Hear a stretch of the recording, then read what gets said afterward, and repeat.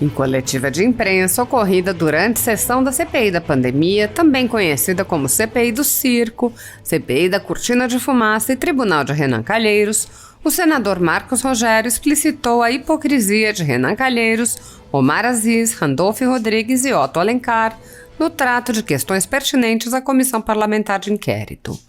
Neste contexto, o parlamentar asseverou: há um nível de hipocrisia no âmbito da CPI que não é admissível. Quando o erro parte de alguém de fora, os fatos são dinâmicos, a ciência evolui. Parece que os que estão na CPI comemoram o fato de as projeções otimistas de Osmar Terra não terem se confirmado, como se fosse um fato positivo. Eu lamento. Preferiria estar comemorando hoje o acerto dessas projeções, as quais teriam poupado vidas. Outro sim, ele salientou: o que importa na CPI são as narrativas. Quando é de alguém do governo, o erro é tratado como algo fatalístico. Não se pode mudar. Você errou, a sua opinião não serve. Colocam imagens na CPI de reunião do presidente Jair Bolsonaro com médicos, como se fosse um gabinete paralelo, um crime. Perguntei se foi uma reunião secreta e Osmar Terra respondeu que foi transmitida ao vivo pela internet. Como querem rotular como crime algo assim? Nesta toada, o congressista explicou o caráter de perseguição política que permeia as ações empreendidas pela cúpula da CPI. Tentam criminalizar o que não é crime e, ao mesmo tempo, criam blindagem para a investigação não chegar a estados e municípios. Eles fizeram tudo certo?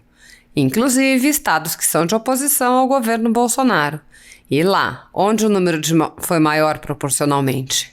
Vejo um nível de hipocrisia e contradição nesta CPI que não dá para aceitar. Assista.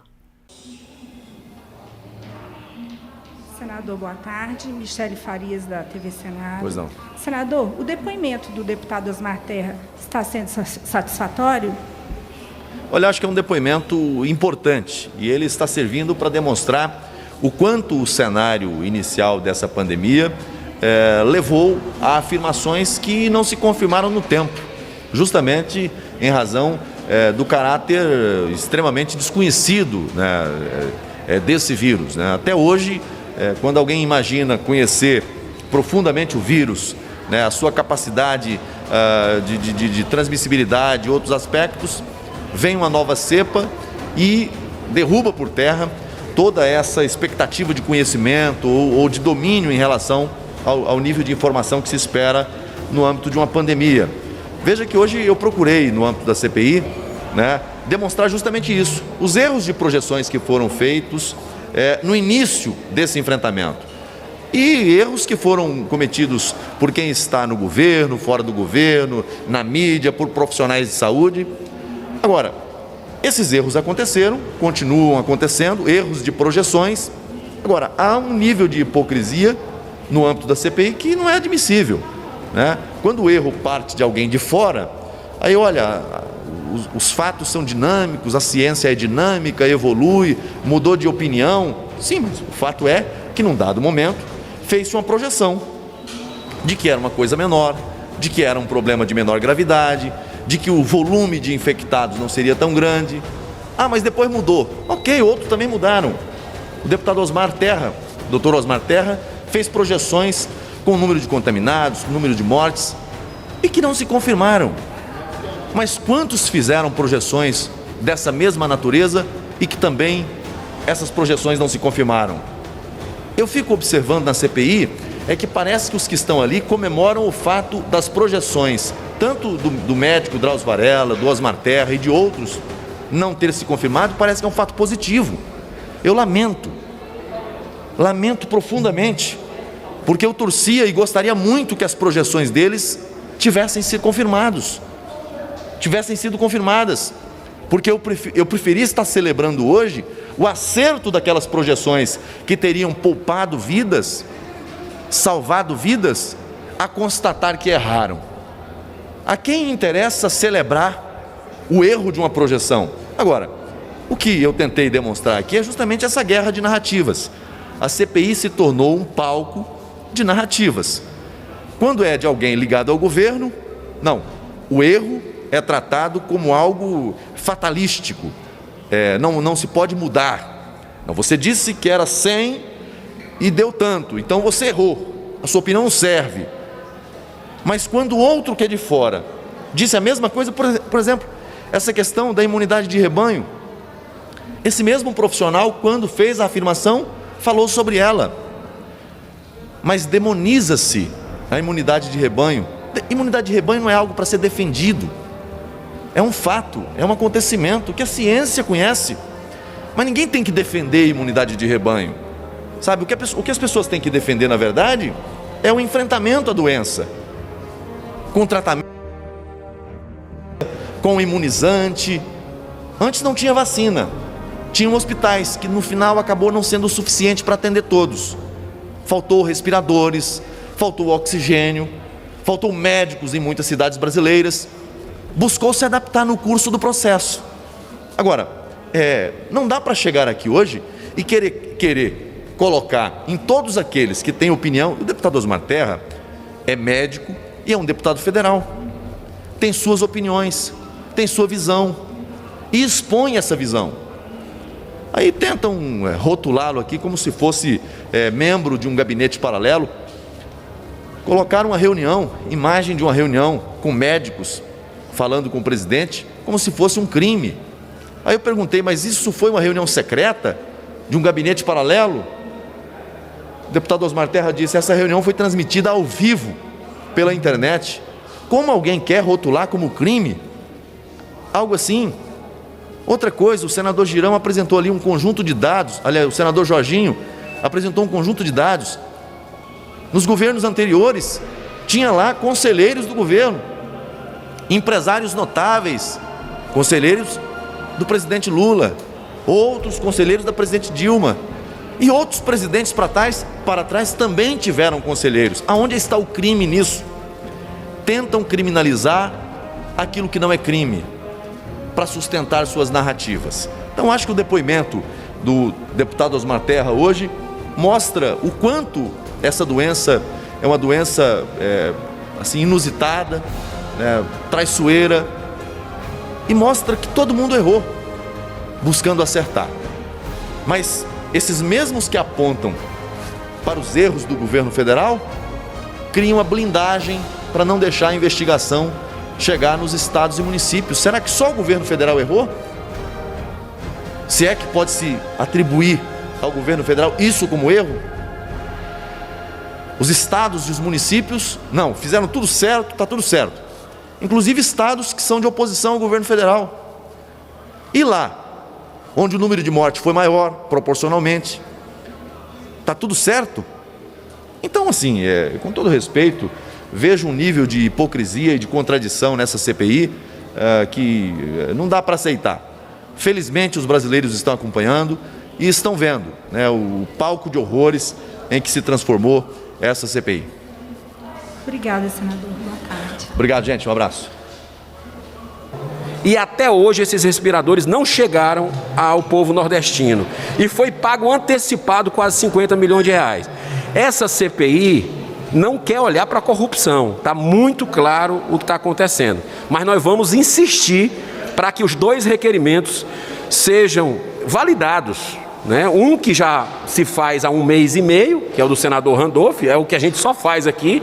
E o meu, que além de investigar o governo federal, quer também investigar os bilhões de reais que foram destinados de verbas federais para estados e municípios. Mas isso parece que essa CPI não tem interesse, diferente do Mensalão, diferente do Petrolão, que prestaram um grande serviço à nação rastreando a corrupção. Senador, ainda na semana que vem, a gente vai ter o depoimento também de Francisco Maximiliano. Vai ser importante para os trabalhos da CPI? Qual a expectativa do depoimento dele? Olha, é aquilo que eu falei, eu não posso antecipar eventuais perguntas que eu vou fazer, até porque tira o efeito surpresa, mas como eu fiz pergunta para todos, eu espero que o posicionamento dos colegas sejam também esse, para a gente buscar a verdade. O senhor acha que a Precisa Medicamentos vai ajudar na condução da CPI para se chegar a um... Eu vejo que esse relatório, no meu modo de entender, posso estar errado, mas ao que tudo indica, esse relatório já está consumado. né? Antes de começar a CPI, o relator e vários membros da comissão já disseram quem é o culpado, quem é o inocente. Então eu acho que já está consumado. Eles estão apenas colocando na narrativa deles e fazendo um desgaste intencional do que está acontecendo. Essa é a minha maneira de avaliar o que está acontecendo nessa CPI, que, repito, ainda quem está acompanhando, porque muita gente já viu do que é que se trata, já entendeu o jogo, mas ainda quem está acompanhando percebe a manipulação explícita dos membros dessa comissão, principalmente quem está no comando dela. Só para terminar, senador, o senhor acha importante a quebra de sigilo, tanto do Felipe Martins quanto do Maximiano?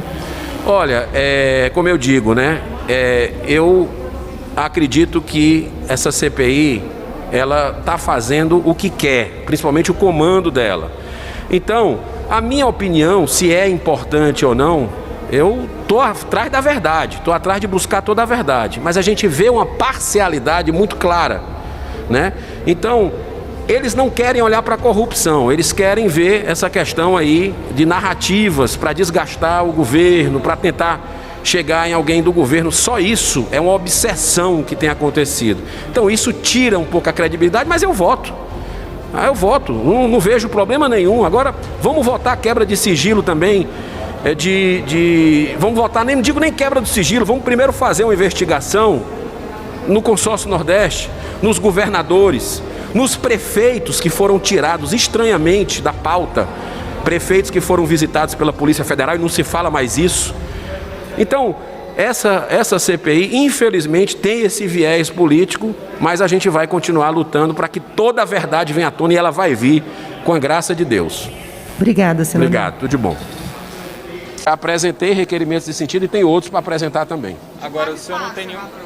De vários estados do Brasil, todos os estados do Brasil. Tem uma esperança que o plenário do STF reverta a decisão liminar da ministra Rosa? Eu sou uma pessoa esperançosa, né? Mas eu acho muito difícil. Eu vejo assim que o jogo está um pouco jogado, né? E não é a primeira vez que isso acontece. Então, assim, a gente está aí 1 mês e meio de trabalho na CPI, e quando a gente começa a esboçar, olhar para corrupção, acontece esse tipo de coisa. Mas vamos tentar outros caminhos para ver se resgata de alguma forma essa credibilidade da CPI, que está lá embaixo, cada vez mais baixo na opinião pública. Tem alguns governadores que dizem que podem vir se forem convidados. Isso não é uma possibilidade, senhor? Isso seria ótimo, é só a gente mudar. Eu não vejo nenhum problema de mudar de convocação para convite. Nenhum problema.